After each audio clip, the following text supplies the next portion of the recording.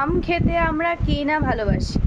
এই কথাটা আমি কেন বলছি, আমিও আম খেতে প্রচুর ভালোবাসি, বাসতাম, এখন বাসি না।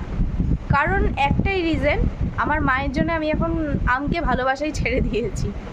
হ্যাঁ, অনেকে আছে এবার বলবে আম খেতে ভালোবাসো না, তো আমি বলছি কেন আমি এখন বাসাটা ছেড়ে দিয়েছি। আমের প্রতি, দুধের প্রতি, দইয়ের প্রতি আমার ভক্তিটা আস্তে আস্তে উঠে যাচ্ছে, দেখাচ্ছি তারা। ফার্স্টেই বলি, আমার রাত্রিরের ডিনার হচ্ছে এইটা, চিড়ে মা ভিজিয়ে রেখে দিয়েছে, এই যে। তার সাথে রয়েছে 1 বাটি দুধ, আম, কলা, আর এখানে রয়েছে 2 বাটি মিষ্টি দই। এই যে এখনও মা এইটা সিলটা খোলিনি, এইটা খুলেছে সবে। আর রয়েছে ডাব্বার মধ্যে চিনি। তো এইবার বলি রিজনটা কেন আমার আমের প্রতি ভালোবাসাটা উঠে গেছে।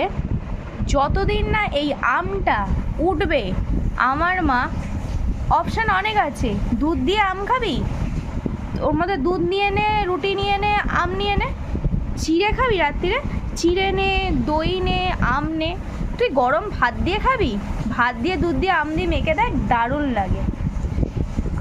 এই আমটা যতদিন না উঠবে না, আমার মা ডেলি এই খাবারটা আমাকে খাওয়াবে, ডেলি রোজ, যতদিন না আমটা উঠে যাবে। তরকা আছে, রুটি আছে, ভাত আছে, ডাল আছে, কত কি আছে না। আম, রুটি, দুধ, আম, দই, ভাত খাও যতদিন না তোমার আমের প্রতি ভক্তি উঠছে। আমার তো এই কদিনে উঠে গেছে, জানি না আমার মতন কারা কারা রয়েছে, এরা মায়েরা। এবার জিজ্ঞেস করি কালকে কি খাওয়াবে। ও মা, কালকে রাত্রে কি খাওয়াবে? রাত্রে দুধ, আম, ভাত, দুধ, রুটি, আম। তুমি আর কিছু চোখে দেখতে পাও না?